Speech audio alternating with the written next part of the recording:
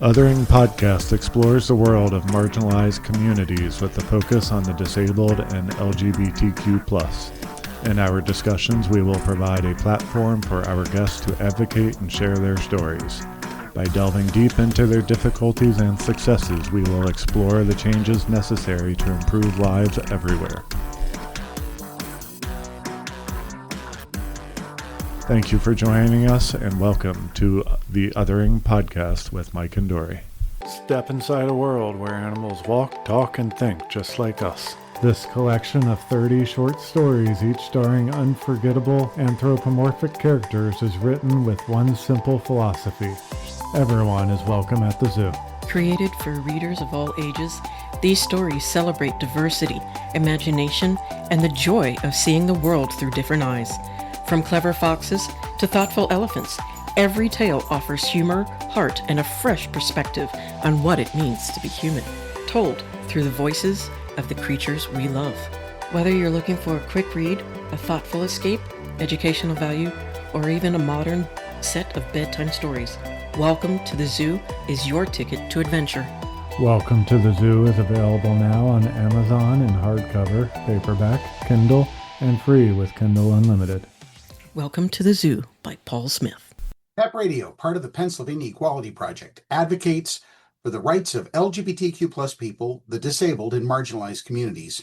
We play music from all 7 continents from 1928 through 2025 in English, Spanish, German, African tribal languages, Korean, and Japanese. We also offer news, history lessons, and are proud to include the Othering Podcast in our programming lineup. Tune in on the Live 365 app, Roku, and Alexa every Saturday and Sunday at 4 p.m. All right, are we ready? Yes. Yep. Okay, today we are talking kidding. You son of a...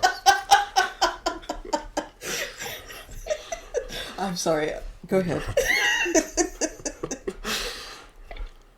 All right, today we are talking to Meghan. They are a disabled and queer writer, cat mom, and musician. After years of seeking answers for chronic pain, difficulty focusing, and feeling somehow different from others, they finally got the diagnosis of ADHD, autism, and hypermobile Ehlers-Danlos syndrome, as well as a slew of other diagnoses in their early 30s. After taking time to grieve, they found hope in connecting with other disabled folks and learning about their experiences. Driven by a desire to use their passion for writing to help the disabled community, they started a Medium publication this year called Chronically Over It. The publication covers everything from physical disabilities to mental illness, with an overarching goal of decreasing stigma and emphasizing the importance of accessibility. And be sure to check our article out on that site too. Welcome, Meghan. It's a pleasure to have welcome. you. Thank you for it's talking awesome with to be us. here. Thanks for having me. Anytime. We love talking to people, and we're happy to have you on. So I want to ask, you mentioned that you didn't discover until your 30s. How was it growing up knowing that there was something wrong, but apparently, doctors just aren't listening? Ooh, kitty. Sorry. Gorgeous orange kitty. It was hard because I think I first went to a doctor for pain when I was like 7. And the narrative was always, we did all these tests, we did MRIs, we did, all of these different things. And the answer was always, oh, it's in Meghan's head. And so it was really difficult because what I now know was like I was experiencing dislocations and all of that kind of stuff. But I thought that was just like when people talk about like their joints popping, I was like, oh, I guess that's what that is. They seem really casual about it though, because like this hurts. So it was really frustrating. It wasn't until one of my best friends actually was diagnosed a year before I was with the hypermobile Ehlers-Danlos. And so she was able to kind of guide me through that process a little bit, because I know some people it takes so long, even when they find out what it is, because I only learned what it was a year and a half ago. And I feel like there are so many people who go to 12 million different doctors and they still don't get the answers that they want. But it feels like it's just been this like continuing evolution of people kept telling me that it was just in my head. And then it turns out it wasn't. And I've been dealing with things that I probably shouldn't have had to deal with for a long time. Yeah. And again, I am sorry about that, because I know I didn't, make them all say, hey, Meghan's just crazy. Just say it's in her head. But I just, upsets me because so many people, myself included, just keep getting gaslit into thinking it's just in your head, it's just an imagination. And I don't understand why nobody wants to listen, why nobody wants to believe that if we know our bodies, then why can't you understand that what's going on is what's going on? Can I ask a question because I didn't do my research? How long have they known about EDS being like prevalent? Has that been around a long time? It's been around. I'm sorry, go ahead. Yeah, no, I mean, I think they've known it's a thing for a while. Like the bigger research papers were the early 2000s, but I think it was always like only the very, very severe people who were in that space, especially people who then had like issues with their heart, which I did have, but they blamed it on a bunch of other things. But it was really people who like couldn't function in their daily lives. And so now it's becoming much more like well known that they're it's a spectrum, but B, like there are so many other comorbid type things that go along with it, and I don't think they understood that like 20 years ago. Yeah, and I ask because that seems to be common that a lot of people are finding out more recently instead of back, I don't know, 20 years ago or whatever. So I just wasn't sure. It's been around since it was first mentioned in the 1600s. But like most of the time people just, again, it was more severe, like, being able to pull your skin 20 feet from your body type of extremes. And nobody really thought much of it. And they didn't start putting two and two together until about the late 1600s, 1700s. And that's when they started realizing, oh, we've got something going on here, especially on cadavers. But they weren't diagnosing it that much at that time. No, they weren't, because not that many people knew it. Right. Part of it was language barriers back then. Part of it was just, I don't know if they cared. I don't know. But I can't believe that there weren't that many people suffering from it back then. I bet there were a lot. Yeah. And I'd imagine that a lot of people ended up probably prematurely dying because of the pain and the stretchiness of some people, and those that didn't have the stretchiness were just overlooked. And then it wasn't until, I want to say, the 1980s is when they started to really kind of notice people were just like, and not sideshow freaks anymore. And that was when they started taking it seriously, thinking, well, maybe there's more to it. Especially once there was this old show called Ripley's Believe It or Not. And somebody was in that show that had, extremely stretchy skin, and they realized, wait a minute, this isn't normal. And then more and more people kept coming out saying, I can do that too. Isn't this cool? And then they started actually looking at the research and started talking to people, and that's when they started to really kind of talk about it. And then it wasn't until the 2000s when they really realized, oh shit, there's a lot more people. Holy crap, we've ignored this so long. Where the hell have we been? And then that's when they started talking about it. Yeah, and it doesn't help that, it does tend to affect women more than it affects men. And so you add all of those layers to it, and it's like you said, okay, maybe they knew about it a lot earlier, but they certainly didn't give a shit for a long time. Yeah. And it's really annoying because there's so many like rare diseases that are coming out that I've been kind of looking at. Of course, not all of them because there's way too many, but the majority of them are from women, affect women, specifically AFABs. And I don't understand why they never thought to look into this before. I mean, scientifically, I could not stop my curiosity of wanting to study everybody that potentially could have it. And the fact that they didn't even start studying, menstruation and such in greater detail until 1993, when they said, oh yeah, there's another half of the world that we've been ignoring, so let's study them. And it shocks me beyond belief that it is 2025 and the majority of illnesses and diseases have something to do with being AFAB, and they just now figure this out. Speaking of just now figured this out, Kind of related to Dory's first question, your autism. Did that affect you a lot as a kid going through school? Did you struggle with social life and academics?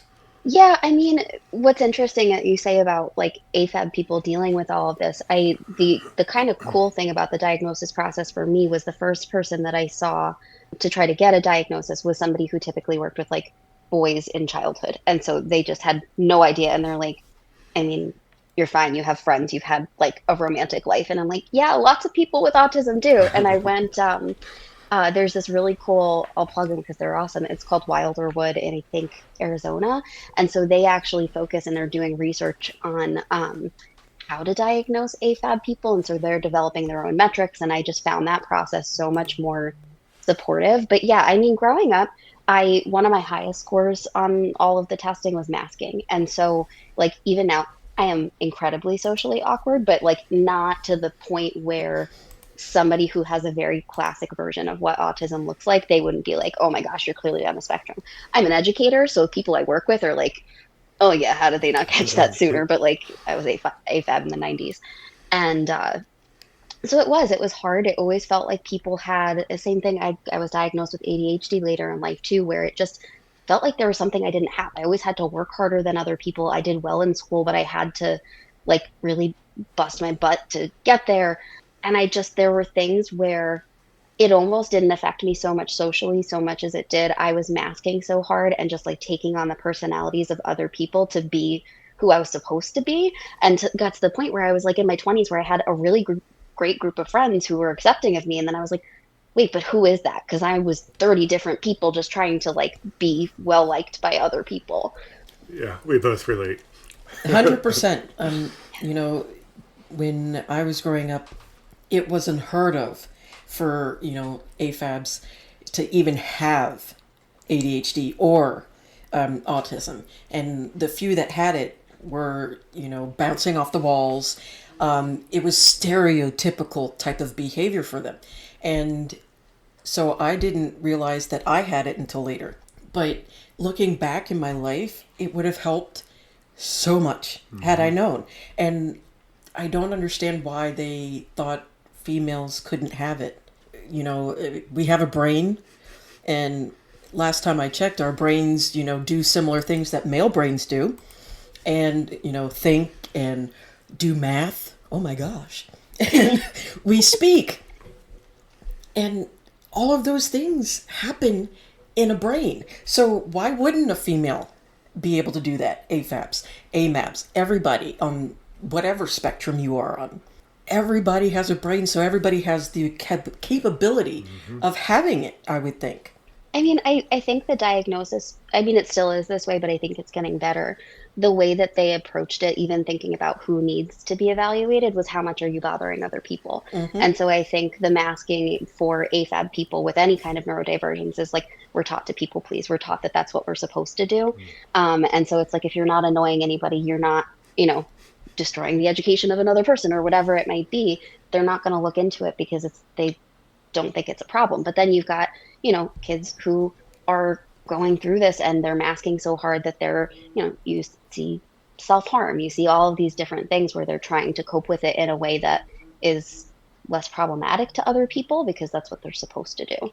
And so I'm glad that the way it's being approached is changing, but yeah, it would have been really nice to not grow up that way and just be like, oh my gosh, why do I feel anxious all the time? But it's like, oh yeah, when you're trying to mask all of these crazy things going on in your head. For years, they told me, oh, it's just anxiety, it's just anxiety. And I finally got a psychiatrist who was like, if you take the meds and they help, it probably means you have ADHD. And when I tell you, I was like, is this how people's brains are? Like, I can think straight. There's not 30 different thoughts happening all the time. It was like, I've never been less anxious in my life. And they spent so long with them being like, oh, it'll make your anxiety so much worse. And I was like, oh, it made it a lot better. Yeah, that doesn't, again, it just makes me upset that we miss out on so many things because we're not believed in the first place. Or, oh, you can't possibly have it because you're too tall, or you're too short, or God forbid you have boobs or you don't have boobs. And, ridiculous criteria that they come up with that it shouldn't matter. There are people who have boobs. Yeah, I mean, everybody does, but some have bigger than others. We shouldn't exclude those with smaller boobs and, treat them like shit and make them go crazy and think that it's all in their head and that they can't possibly be having these things just because it's usually seen in those with large boobs. It's a weird way to put it, I know, but it fits because everybody has a set. And, whether or not it's actually filled with sacks of milk and, fat or whatever is another story. But we all have that. And Yeah. it shouldn't be so difficult because, like, for me growing up, I just thought I was completely and utterly an alien. I was on the wrong planet in the wrong country and, like, everything felt wrong. And that's not fun to grow up that way. And, I was masking, but I still felt off. Was that, like, something you were familiar with, too, where you just constantly felt off around people, even though it seemed like you were, just like them? Yeah, I mean, it was funny, like when I was being diagnosed, they asked me to like write out a narrative of just like experiences that felt relevant that they should know about. And I wrote about one of my best friends was getting married and I was in her bridal party. And I was like, I seemed more anxious than she was because I needed to know every detail. Is this person's fiance going to be there? Is this going to happen? Is it da, da, da? And it was like all of these different things where, in the end, if I think logically, I know that none of that matters. If that person's boyfriend doesn't show up to the wedding, I might not even talk to him. Like, why does it matter if he's there? But if I don't know that, I can't let it go. And I think as a kid, the scariest part is that A, you don't know you're masking, so you don't know that you're trying to kind of keep up this facade. But then every once in a while that mask would drop and then people would see that weird side of you. I was always like a weird, quirky kid and I found weird, quirky kids that were like me. But you say something and you just get that like stare that's like, what in the world just came out of your mouth? Or you say something and you don't realize that you insulted somebody. And I was like, wait, but what do you mean? I stated a fact.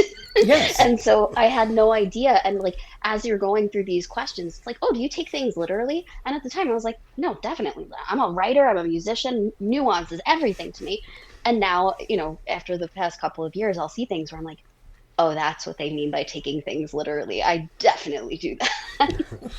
Did you or do you use your writing and your music as a coping mechanism and to kind of bring yourself back to, I guess, normal, to feeling normal? Yeah, for sure. It was definitely a coping skill for me, especially growing up. My grandmother's also a musician, so it was like a nice way to connect with her. But I found it to be, in addition to being a coping skill, it was a good way for me to connect with people, both because musicians tend to be, similarly quirky humans, but And the um, coolest. yeah, absolutely.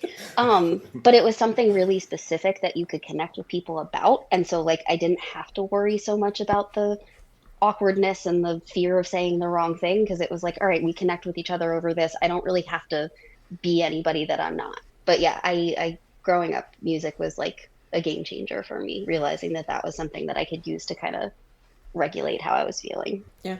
I can definitely relate to that. I mean, I would sing No, or change. I would love to change the lyrics to songs that I love the rhythm and music to, and just create my own songs that way. And I would sing to myself to kind of make me feel better, or it was how I could explain what I was feeling because I couldn't really think of the words, but the music could. I listened to music to help, but I never played. I didn't have the patience to play, and I wouldn't say I'm good enough to sing. You're So, you're you're good. so I never really practiced much music, but I enjoyed listening to it, and it was helpful in that respect.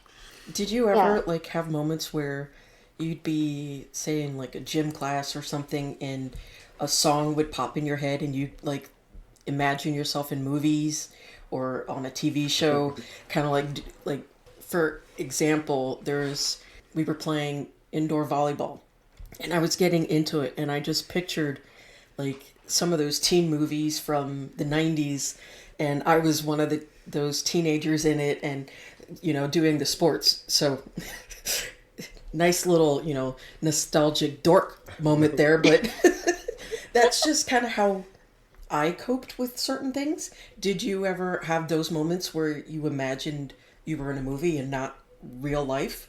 Yeah, I mean, I definitely did that. I think I particularly did it.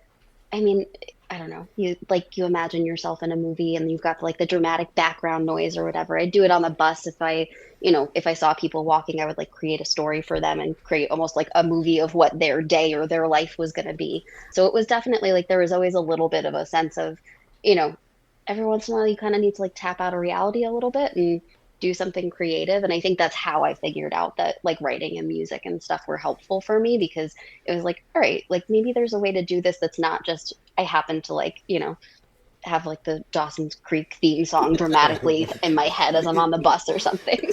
Yes, I did that too. And it's just, it's nice to know that I wasn't the only person that did those weird, crazy things because I was always afraid to say anything. And I didn't want that, what the fuck are you talking about stare. Well, when you're a kid, no one would admit that. Well, So yeah, if that you too. said something, you would definitely be bullied for it, but yet they would do the same thing in their head. Oh yeah. Yes. But it's still that fear of you don't want other people to know that you have these thoughts because you're quote unquote not supposed to have them or, it's can't possibly be the right thing to do because the cool kids don't seem to be doing that. Yeah.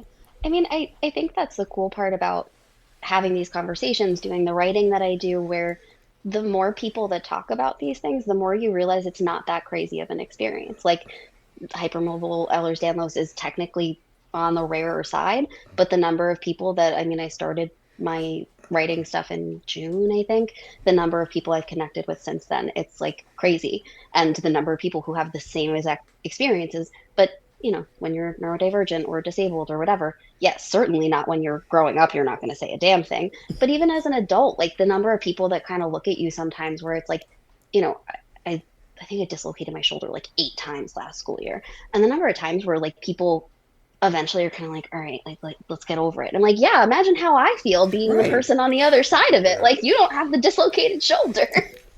Yeah, Yeah. and I always hated it when people would kind of, yeah, it sounds awful, but how about this? And, they change the subject quickly.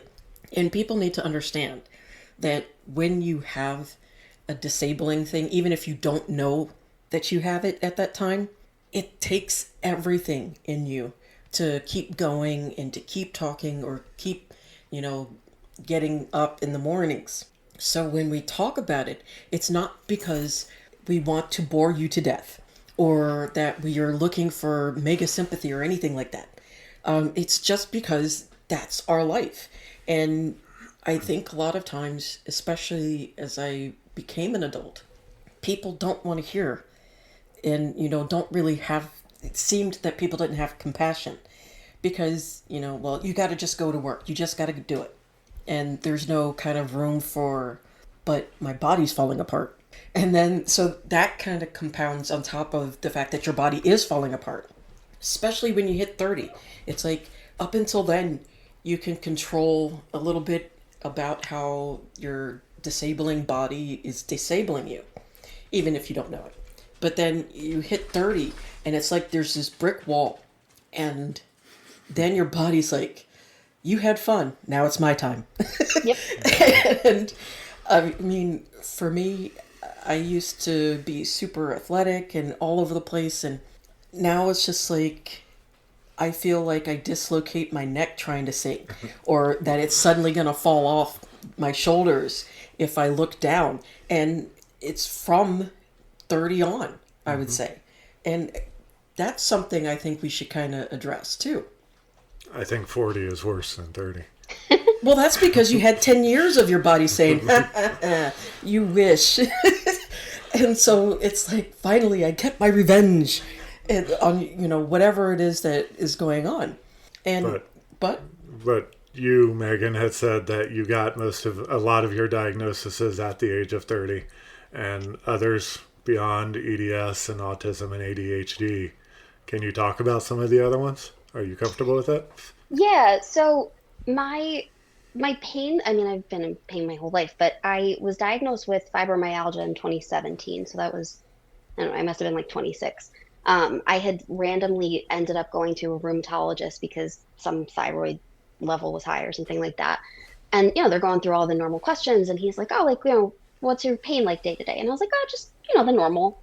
And he's like, you're 26. Like, the normal is 0. What do you mean? And I was like, oh. So, he starts poking and prodding. And he's like, yeah, no, this is not normal. And it was the first time that it was a doctor that wasn't saying, oh, maybe go to a psychiatrist, or maybe it was somebody who actually wanted to listen. And so it kind of just felt like things rolled out from there. I've had chronic hives for most of my life and eventually was diagnosed with some, like, I don't know, I guess like my body sometimes with like vaccines, or if you have COVID, you're supposed to be immune for a certain amount of time. My body just kind of gets rid of those. And so there have just been these random things that again were just like attributed to anxiety for a long time, where it was like, oh, your hives are just anxiety. And then now it's, oh no, actually it might be your immune system because here are all of these things that happen. And so it's been a lot of that. There's definitely depression and anxiety that play into it, but I've been grateful kind of that they've been able to find the physical causes. But like there are also doctors who are like, I don't know, maybe there's not a name for whatever you're dealing with, or like the word anomaly has been used, which like it's not super fun to hear from a doctor. No, you never want to hear, oh, well, I don't know, you're an anomaly to me. It's never a good feeling to hear that from anybody, let alone a doctor. And Yeah. how have you been coping with, this myriad of diagnoses, though?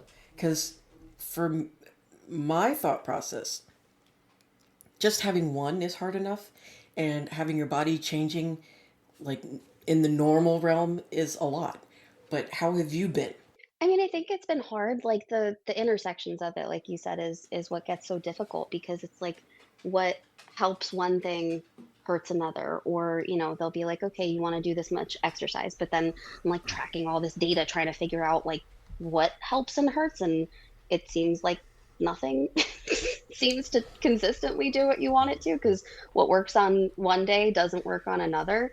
I mean, I'm lucky to have a really good support system in like my friends and family, but it's definitely been difficult. But I try to take it day by day, and it's hard with the ADHD sometimes. I'm trying to be consistent with doctors because I get so annoyed sometimes when you just keep getting like non answers, and I'm like, am I really going to go back to this doctor who keeps kind of giving me the runaround, but actually forcing myself to do that? Because like you said, I'm 32. I've definitely noticed a difference in the last couple of years where it's like it really did. It felt like at 30 it was like, oh my gosh, I have heartburn now. Like what is all this?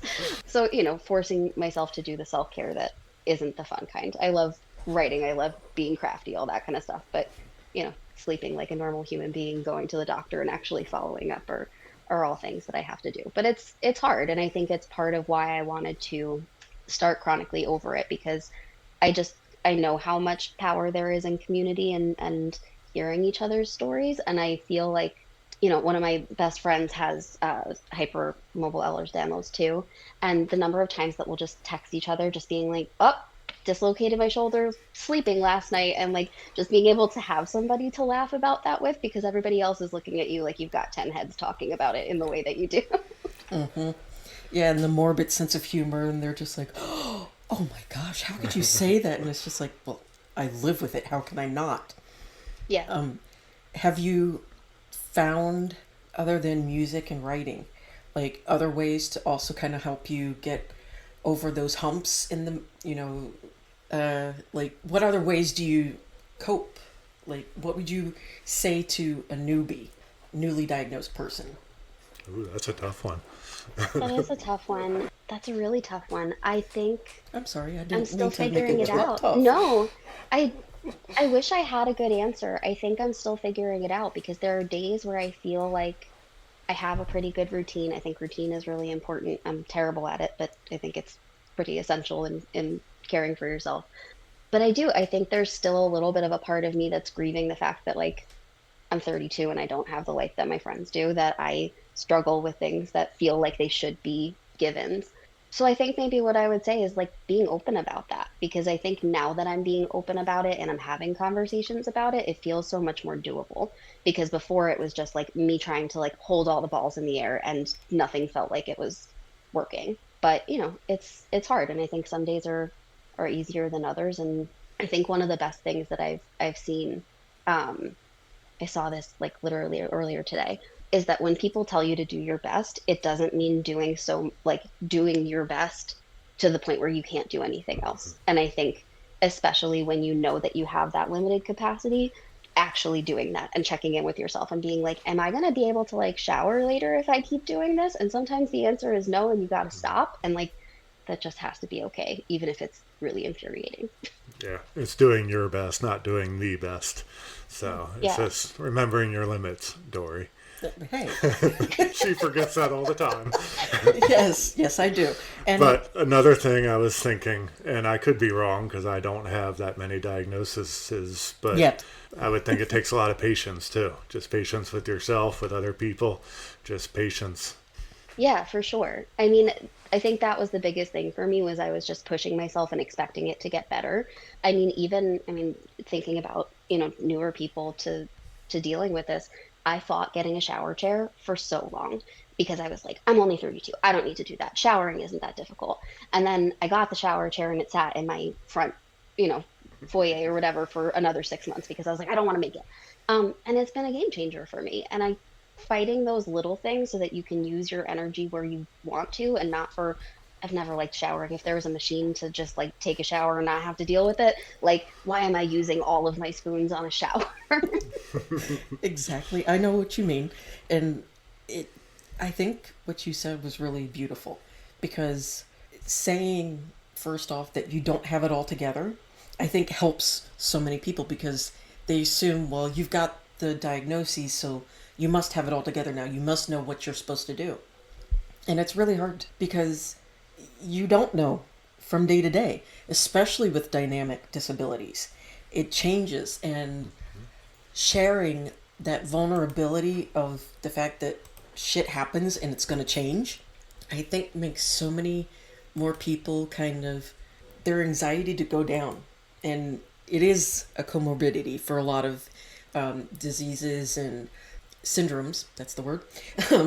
And, having depression and anxiety can be caused by that. And sometimes it causes other things to come. And we have to be vulnerable sometimes. It's not to say all the time. We have to protect our sanity somewhat too. But we have to be vulnerable enough so that other people can see us as human and not these robots that just seem like, well, everything's peachy, yay. And it's not. Yeah, that toxic positivity. And I mean, I find that the more vulnerable I am with people, like, listen, they're not going to want to listen to me talk about disability all day, but, you know, I used to just cancel plans or not show up but like, I didn't want to talk about it. I didn't want to tell people. I thought it would just be easier if I was like, I can't make it today.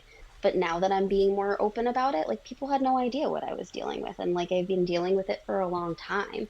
And I think, especially because, I mean, I'm not a spring chicken, but like, I'm not, I'm still pretty young. And so people make assumptions about what I can and can't do. And I'm like, no, like there are days that like I don't get out of my bed. And like, yeah, there are days where you see me and I'm doing a lot and I'm energetic, and those things can both be true. And I think, I mean, disabled people have been marginalized for centuries. People want Yeah. to shove them in a corner and hope that nobody ever looks in the corner. And, I think the more that people hear these stories, the more, I don't know, hopefully the less stigma that there is, and hopefully the more understanding that, I mean, like you said before, yet there is always the possibility of going through something that makes you disabled, and like it Yeah. can happen in the blink of an eye.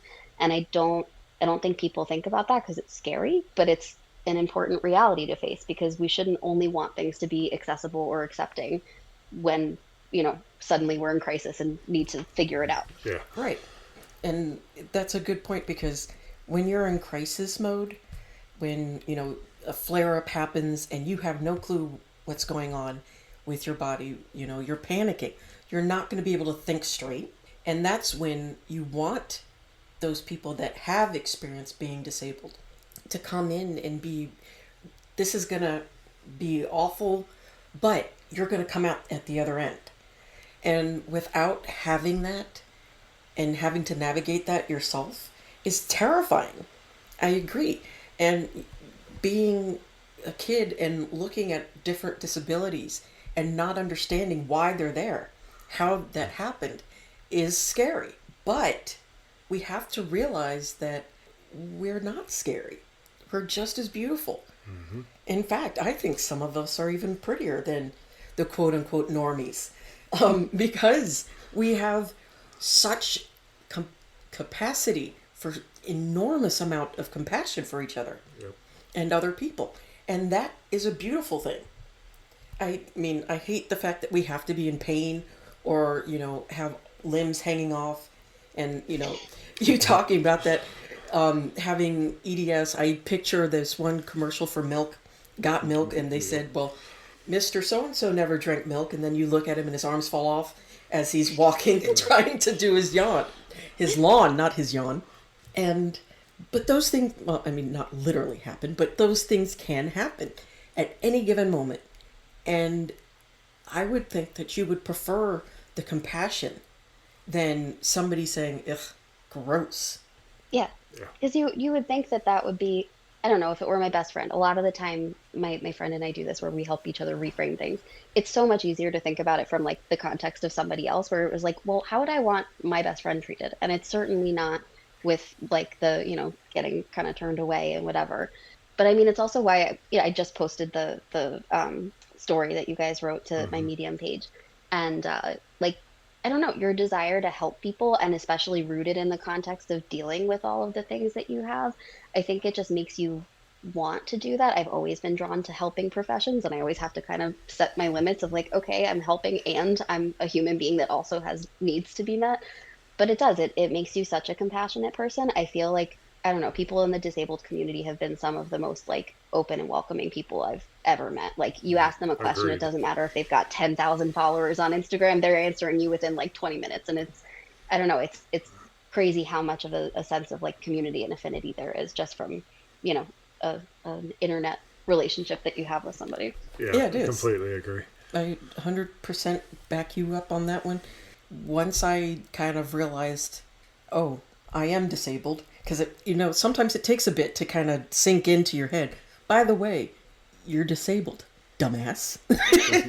And when I started following people that were also disabled, it was just like a breath of fresh air. Everybody was so open. There are people that I was like, had hundreds of thousands of followers, and I'm like thinking, these people are big and famous. They're never going to talk to me. And you guys did. And that is amazing, because you see so many people that are out there and, huge.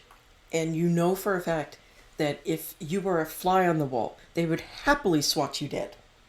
I mean, I would too, because I don't like flies. But, but then you kind of get used to that thought process. And then when you meet people who are just as famous in, their own right, and they actually talk to you, and it's just like, oh my God, these are truly the best people I've ever met.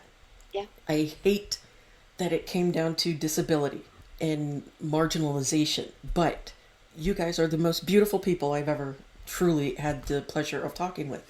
And, I've talked to a lot of people growing up, and I've never been happier, because I feel like nobody really is trying to push each other out. Or, yeah, of course, there's the skirmishes here and there, drama. And sometimes it's actually quite interesting, because I like soap operas here and there too.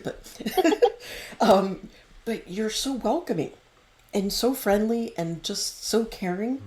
And you're the people that we need everywhere, sharing your story and being the love that we need everywhere.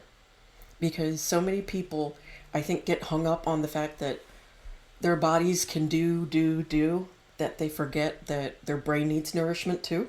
Can you kind of talk about your medium, Chronically Over It, how you got started in that, what made you do that? I mean, I kind of have an idea because you've kind of mentioned it, but just kind of talk about the process and where that has taken you. Yeah, so I do a writing meetup every week, and I had gotten kind of to the end of a project, And it actually was the situation with the shower chair, because it also got delivered and it had the big word shower chair on it. And like now everybody in my neighborhood knows that I have this shower chair.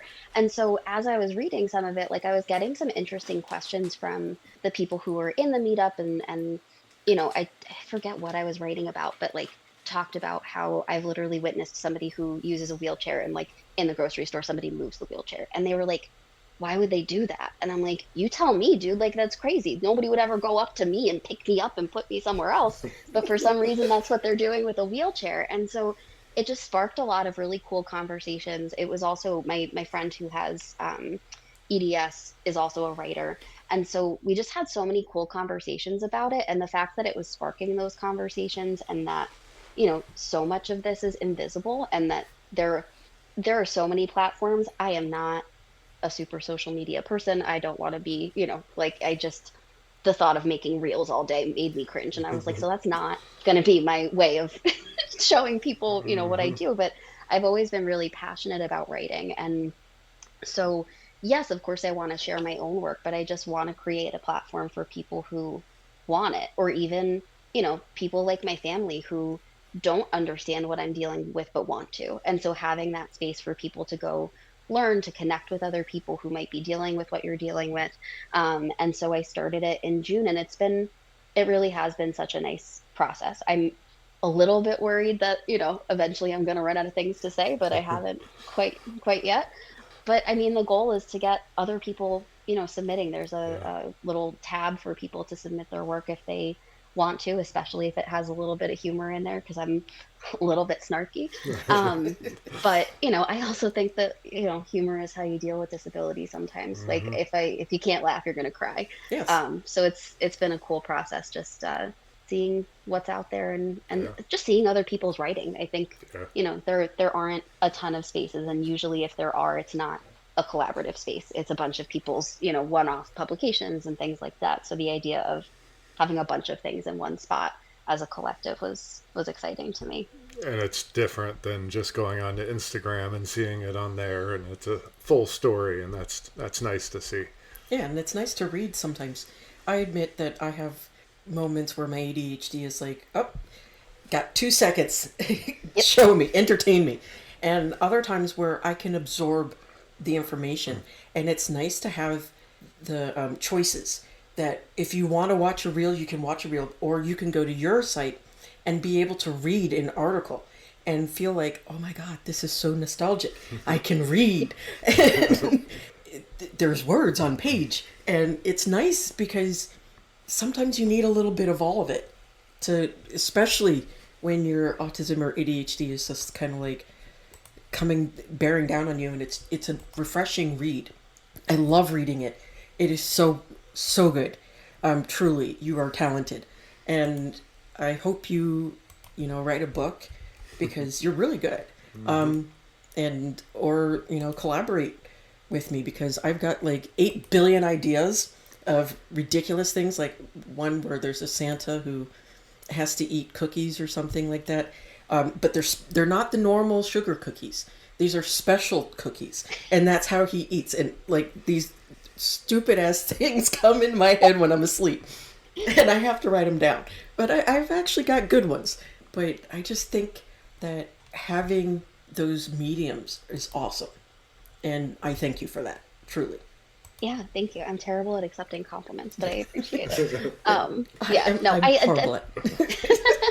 no, the choices are so important because, like you said, you have different things for, different moments, and for when people actually want to like potentially pay attention for a couple of minutes, which I'm not always great at either.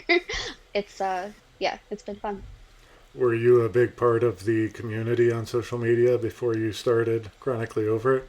I know you said you're not a big social media person, but did you get involved in that before you started? Not really. I mean, my friends and I would send disability memes to each other, so I was definitely like following a bunch of pages. Right. But it was never really something where I was actively trying to connect with other people who had the same diagnoses. It kind of didn't even occur to me until I started writing about it, and I was like, I should probably post this somewhere so that I don't know, it's not just like stuck in the ether. But yeah, no, I wasn't. But there are so many funny people out there, where it's and people who are just talking about things in a way that I don't know. I guess like the disability narrative has been so, it's been the same for a long time. And I think the way that Mhm. people are talking about it is, yes, aimed at like amplifying voices, but also just like, hey, if you don't understand it, here are 7 different ways that you can try to understand it because you need to.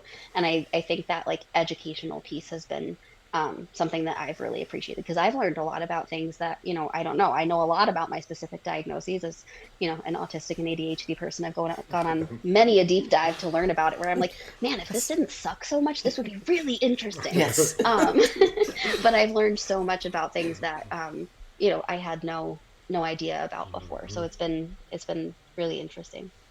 Yeah, I can't tell you how many times I've been lost in the ether reading about stuff and, Yeah. ooh, that's disgusting. I wish I could see And, it. and for me, it's like talking to a brick wall when she's in that. Well, I it's. can't get through to her at Yep. all. She's gone. Do you have those moments where, when, your autism and ADHD are like flaring and like everything around you is gone, but you're like super hyper Hyper-fixated. focused? And I get in those moments where I honestly forget other people are around me. Hmm. See, it's not Yeah. just me. Yeah, it's like a little bit terrifying how much I can hyper focus sometimes. Like where it's just you forget everything and I'll be like, "Wait, did you were just in here?" And like you can't even conceptualize that anything other than what you want to read about, learn about, whatever. No, it's not just you. And I'm Okay. glad it's not just me because I definitely feel like I'm totally crazy sometimes. Oh, I feel that way too. Where it's just like an hour or two later, oh shit, I forgot to eat, or I'm supposed to be drinking something. I forget to take my I have to go medicine. to the bathroom. Yeah. Like, yeah. I will wait until the last possible second if I can before Yep. I will get up because I can't. And it's not Yeah. even like And I'm then watching it- something good half the time. And then it takes you 5 minutes to walk to the bathroom. Well, yeah, that too. Not a good idea to wait to the last minute. Well, it's kind of an old habit dying hard. I mean, I was always notorious for that as a kid.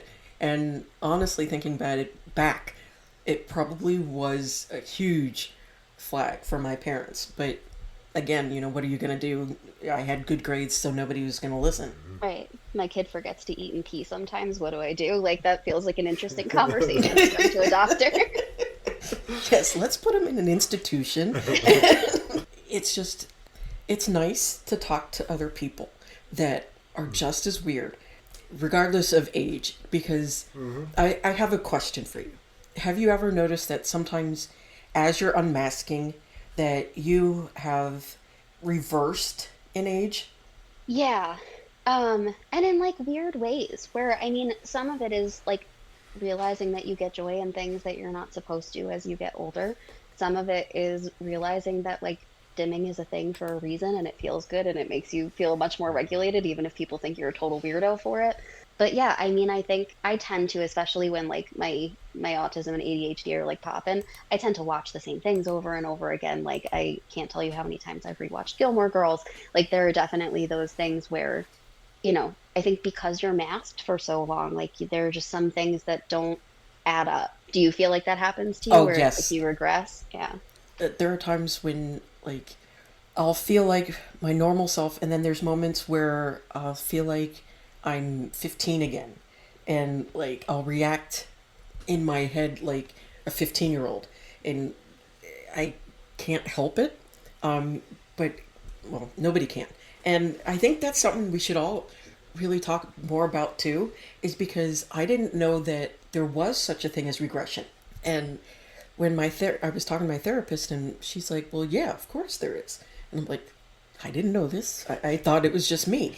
And she said, "Well, as you unmask, because you didn't go through it as yourself, you're stepping back to how you were then to kind of go through, I guess you could say go through it, repeat it as unmasked you." Yeah. I find that that's true. I have a master's degree in psych, so I nerd out on this stuff a little bit, but that slide back is so common because like if you think about it, you learned how to cope in a way that was masked. And so like if you're I think it's particularly true for the way that I deal with anxiety. I think the ways that I dealt with it were, the socially appropriate ways and not the ways that would have actually helped me feel better in those moments. And so, yeah, like the way that I react sometimes, I'm like, why am I doing that? And it's like, all right, gonna have some patience and grace with myself. Like, we're not gonna question why it's happening. Just we're in it, and it is what it is. But it's frustrating because you would think that once you know what's going on, that things would get easier, but sometimes they get harder before they start to kind of pick back up. And that's so frustrating because you're like, I thought an answer would help. Like, why is this getting worse?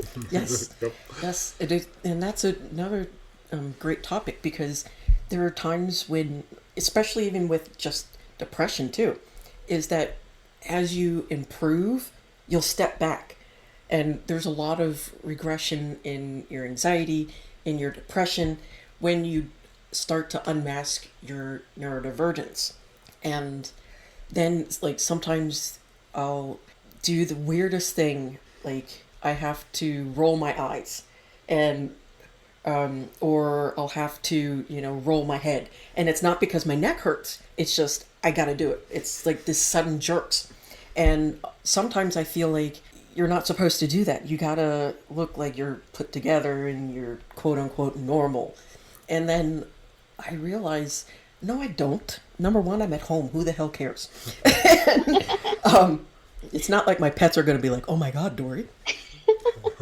And number two, even if you are out, who cares? Everybody, I agree you really shouldn't be picking your nose for everybody to see. But if that's your stim, that's your stim. And, you got to do what regulates you and not pick something that it seems should be, the normal way. My body has decided that we're just always going to tell people when I'm stressed out. I break out in like massive hives anytime I feel anything other than like calm, which is not all that often. So it's gotten to the point where I'm like, all right, like people think I'm nuts in this moment anyway. Like I might as well at least just do what makes me feel better. You mentioned your hives. Is it just chronic urticaria, or is it like related to MCAS? That's what we're trying to figure out. I have to go get tested for MCAS, but sometimes even the test for it doesn't pop up. And my body tends to do the thing that like cars do at the mechanic where they don't, they only make the sound when the mechanic isn't present. So we're trying to figure it out. It's been ongoing, but like it's been an issue since I was a kid, but to be continued, I guess. Okay. Because when you mentioned that, I kept thinking that a lot of it sounds kind of what I've read about MCAS. And I'm sorry, folks, you're going to have to look that up because I can never remember what it stands for. But it shouldn't, I don't know, it just seems like it would kind of relate to that. It is a common comorbidity with EDS, Yeah. especially hypermobile, I've noticed. And I would think that would kind of explain that. Like, is there any special triggers? Like, is it food too, as well as anxiety? Yeah, so sometimes it's food, sometimes it's anxiety. There are certain like, I don't know, spices sometimes that flare it up. And then like pretty much anytime I'm hot, I also break out in hives. So like, you know, my thought is that it's MCAS. Unfortunately, they're also like viewed by doctors as kind of trendy diagnoses right now. So if you try to seek it out, they think that, and I'm like, why would I want MCAS? Yeah. Yeah, that's the thing I don't understand. There, I don't care if you think it's trendy or not. If you are searching for an answer, it's because you're searching for an answer. And either way, there's something wrong. If you're doing it because you want it, there's something wrong. So you need to check that. And Right. if you're doing it because you want the answer to be able to say, oh my God, that's what's been going on with me all this time, which is a relief. You want that answer. Again, you need to look into it. Yep. Don't If dismiss only. people. I'm sorry. Yeah, go ahead. You're good. I was going to ask about coming out as queer. Is that something that you did during your unmasking phase, or did you come out as queer at a younger age? So I came out as, I mean, the terms have evolved since then, but I came out as bi when I was like 13, maybe. I think it was the end Okay. of middle school, early high school. But then in the last 5 years or so, I came out as non-binary, and I feel like a lot of that was like kind of similar to what you guys were talking about before, where things felt off, but I didn't know why they felt off or how they felt off. I had body image issues, and so much of it was like it was confusing because me and one of my friends were like, "Well, I don't think I'm trans. Like, I don't want to be a man, but I didn't know any terms for what that meant or looked like. And so, as I've learned about it to be more supportive of people in my life, I was like, oh wait, like that feels really relevant. And like that was scary to come out. I'm incredibly lucky that as much as some people in my life maybe don't understand it, there's never been a moment where like I feared that they didn't love me or weren't gonna, continue to be in my life. Good. But I have a lot of friends in the queer community that's not true. So it was a scary process, I think. For some reason, coming out as non-binary was harder. I mean, maybe because I was older and it felt like, all right, like really you're in your late 20s and you're coming out, but it felt, I don't know, it just felt like it finally felt like I had something that felt right for me. So, it's been a process, but I'm lucky to have supportive people. I'm glad you do. And on your point of saying that, you're in your 20s kind of feeling, why don't you already know, or something like that, I have to say, I felt that way. It was like, how could, when Ellen DeGeneres came out in the 90s, I was like, how could you not know that you were gay this whole time? How could it be so Yes. confusing to you? How did you not know this? And then I came out and I was just like, I can see why you wouldn't know this, because especially when you're masking, and it comes down to a lot of masking, is that you try to follow the leader, fit in, and not stand out.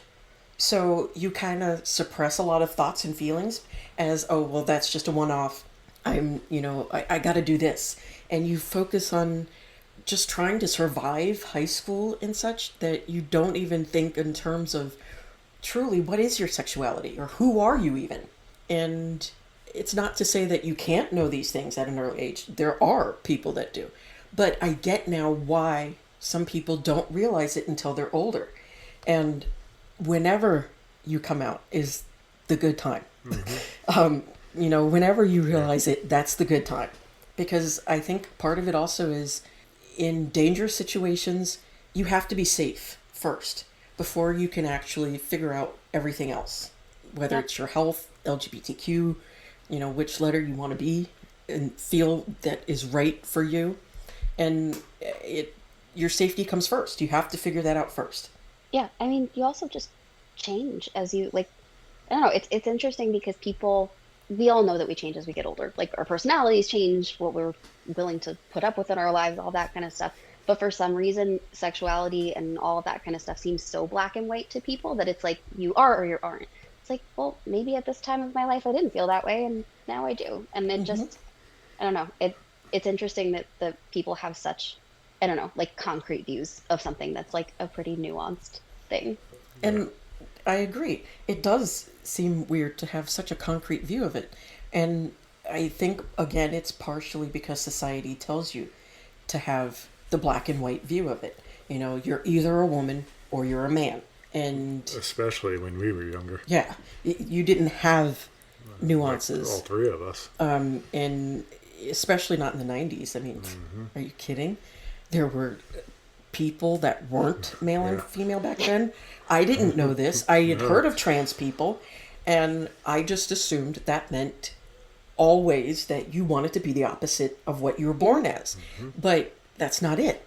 And all of these things aren't taught to you. They aren't even talked about. And it's not even because your parents are conservative or anything like that. It's just they didn't even know half the time. Right. Because, again, society keeps a lockdown on so much information that it's a huge disservice. There are people who kill themselves because they don't know who they are, but they were never allowed to discover that. And I think that's horrible. And it's just, so to those of us who are older, who aren't in our teens right now, give yourself grace, because figuring shit out is a lifelong thing. And anybody who tells you, oh, you've got to have everything figured out before you go to college, Oh my God.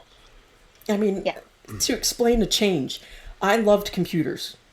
I grew up around computers. I went to school for computers. And then I got my doctorate in education, and I hate computers now. So, I can't stand to look at them half the time. And so if that can change, imagine all the other things in your life that can change. Yeah, we have different seasons of our lives, and I think we would all be better off if we just kind of accepted that, because so much of our lives is spent fighting the change and knowing that maybe you need a change and not doing that. So I don't know. I'm hopeful, because it seems like, some of that mentality is moving in that direction of just like, you are who you are. Like, don't hurt anybody, and it's Yes, fine. that's a big thing. Don't hurt other people. Yeah. That's a good way to end it. We need to start wrapping it up. I've before thoroughly we go, enjoyed this conversation. Yes, before we Thank go, you. first, thank you very much for joining us. And also, do you want to let people know where to find your Chronically Over It page, or you, Yeah. or anything related? Yeah, so people can find me on Instagram as Chronically Over It, or on Medium as Chronically Over It.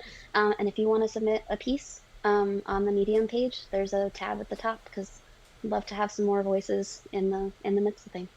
Yes, thank you so Yes. much. And Yeah, thank you. please read her stuff, because it's really good. And she is awesome, so follow her too. That's an order. And And read our article. yes, that Yes, please. that too. I had ulterior Thank you. motives. I was trying to be nice, but you ruined it, Thank Mike. you for No. allowing us to have our spot in there, and thank you again for joining us here. Thank you. Yeah, thank you. Bye-bye. Bye-bye. If you've made it this far, thank you so much for listening. Please leave a rating for us wherever you listen. Follow us on Instagram and TikTok. Othering Podcast is brought to you by Loudcore Productions in conjunction with your support. Your host, Mike and Dory Morris, graphics by Joshua Morris, and join us next week on the Othering Podcast.